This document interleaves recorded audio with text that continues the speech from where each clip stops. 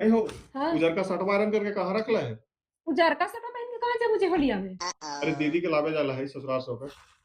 अब दीदी काहे लागे आवे लगल थी जी? काहे? ओकर नैहर यहाँ त काहे ना अइते?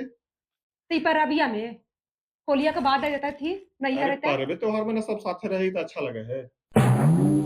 तोरा तो अच्छा लगबे करहु। तोर घरवा से ना कोई पूछी रहती त हम अपना बहिनी के ना पूछिए। हाँ ता पूछे चाहे मत पूछे, हम भौजैया के आग लगावे लगी जई ना होलिया में। वहाँ पर ससुराल न रहम। वो आगे लगावे आवे ही बोला यार। ना आई थू न बैठल बैठल खाली खाता थू, फरमाइश करता थू आ दिन भर बनावे पड़त हमरा। छोड़ दो मतलब तोरा हम कहित नहीं हो मतलब। मम्मी के भी बोल देली कि तोर बेटी आ रहलो है। हम्म। कपड़ा लावा मत कने उजर का शर्ट हो कहाँ? अरे उजरका ना पहन के जा, जब त पीला का पहन ला, वही पहन के जा होलिया में। हाँ। हाँ आ एगो बात हमरो सुन ला, जब ऊ नैहर में रहता थू ना आके तो हमू जाइतियो नैहर, अपन भाई के फोन करके बोलावे हमू जाइती नैहर। तो तोरा नैहर में पूछी क्यों? एक फोन एला कि हाँ तू आवा नैहर हमार।